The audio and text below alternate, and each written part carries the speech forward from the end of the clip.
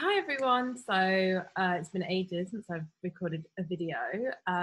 Just haven't really had anything new to share until now. I tried to put a bit of my artwork behind me. I just realised how you could do that. Probably isn't the best one since I kind of cut out the whole thing, but um, yeah, it's not really so much a video about anything. It's kind of just more sharing some things that have been going on my journey and seeing if other people are having the same experiences. Sorry, my hair's so greasy today. Um, but something that I really realized over this whole COVID thing. I was never afraid of it. I never bought into it. I could always kind of see through it, but I didn't realize it until this week. I feel like over the last week or two, I really had so many insights and just things that became really, really clear to me that I think I knew already, but it's sort of like they were just really highlighted. And that was how much it had taken me out of my heart center and into my head.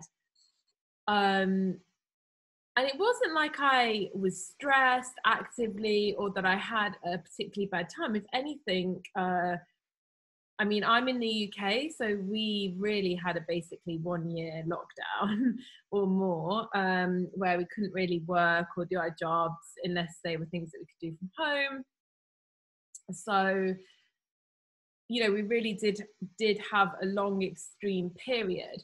But I actually found that it wasn't really that difficult for me. I'm used to my own company. I'm used to just sitting at home and doing my art. Yeah, okay, I couldn't do photography, but um, I actually just spent the time really focused on, because I think I've shared on my channel before that I'd wanted to get out of photography for a long while. I didn't really feel like it was my thing anymore, but I was really struggling to get out.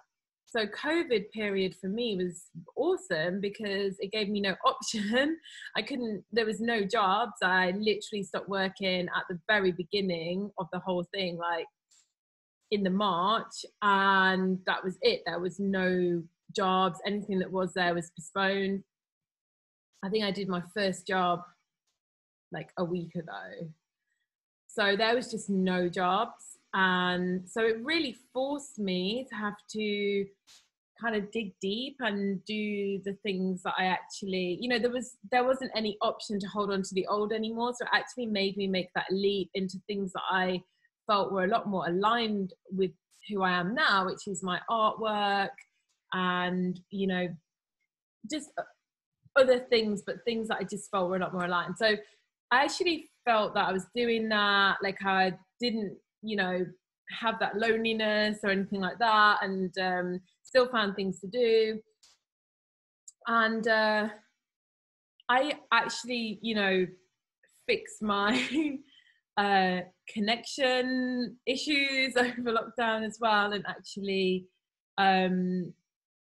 really got on top of my limiting beliefs, like my manifesting, and manifested a connection that was completely mutual and harmonious, and there wasn't any like friction there. So yeah, on the whole, I actually had, an amazing lockdown, but I still had this realization over the last week of how much I've been in survival mode without even realizing. And I don't even know how I got in there. And I guess I just put in this video out there just to kind of check in with everybody else, because I somehow got into this mode of not being present and thinking about the future more, or worrying about the future.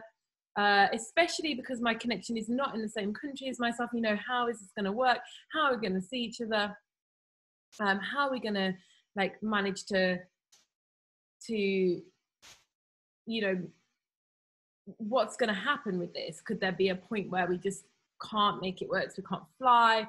And it just went into my head, and there was just other reasons that I went into my head, and I just really had a wake-up call over the last week of how much. And I would say I'm someone that that really didn't suffer the most over this period, because as I explained, I actually on the whole had one of the best years of my life to much a degree, but still that sense of being so controlled and so contained, even though I wasn't necessarily allowing myself to be, just that aura of it was affecting me so much more than I even realized. And I really think that was kind of the plan, and that's what, you know, it kind of slowed down. I kind of simultaneously sped up and slowed down our awakening. I think it put people a lot more on their paths. I think it forced people to get on their paths. I think that was the really amazing aspect of it. Made people reappreciate nature, take in a more slow aspect to life. It forced them to kind of go within. But then on the other hand, I feel like it's taken us out of our hearts.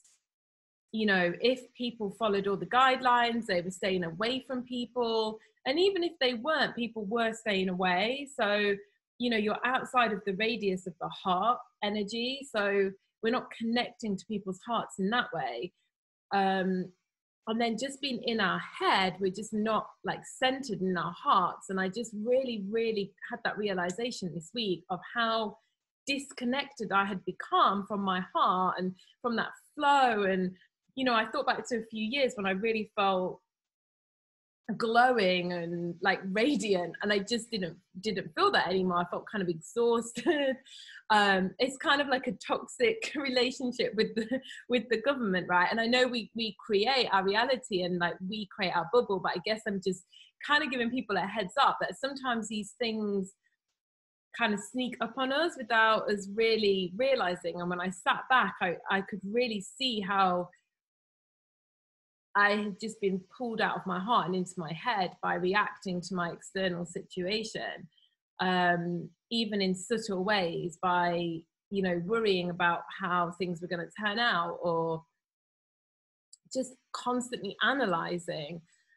So yeah, it just made me realize how much this has probably affected a lot of people in a similar way. So what we're going to have is a society of people that are just really disconnected from their hearts, and that's, you know, going to be quite a scary world to live in. So I just personally feel really drawn right now to really like reconnect to my heart space and really get out of my head.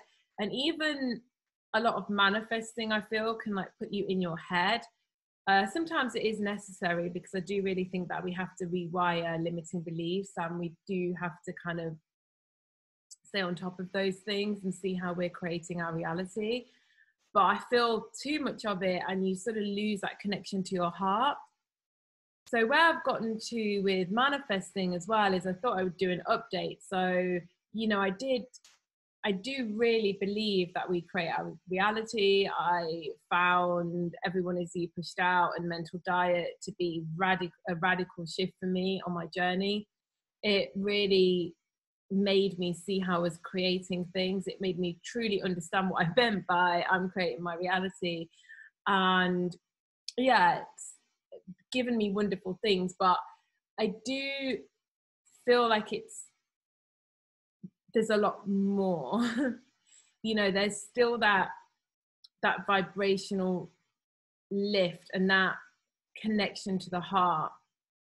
And I think that's the thing with desires, is we have these desires, and it's not that any desire is wrong or right, but I think it's about always tapping in. So yes, we can manifest anything we like. Yes, we can create anything we like, but I think it's that constant process of then taking it into the heart center and really thinking, is this desire a heart-centered desire? Will this bring me like the ultimate like fulfillment and joy? Because a lot of the time we just want stuff and then we get it and then we just empty, so we just want more stuff. And, you know, manifesting can be like that in a sense. And I don't believe like all manifestations are equal. Yes, there's no wrong and there's no right, and there's nothing wrong with experimenting and just exploring. There isn't a judgment on that. But for me, I really believe that there is a process of intuitively feeling into those desires and and whether they come from your highest good and your true heart's in, like heart-centered intelligence.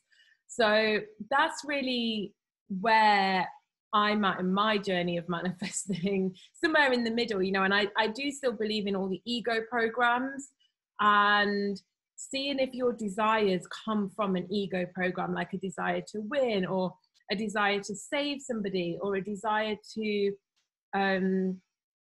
you know, lust after somebody, you know, are they just these ego programs, or are they really like a true heart desire? And for me, that really makes all the difference, because otherwise I'm just manifesting things and I get them, and then it's like, oh, you know, it's not, they don't really fulfill you in that deep way. So yeah, that's where I've gotten to on the journey. Sorry, this video is a bit long, probably a bit waffly, but I hope everyone has a great night. And yeah, let me know how you found the last year and any realizations that you've had over the period. All right, bye.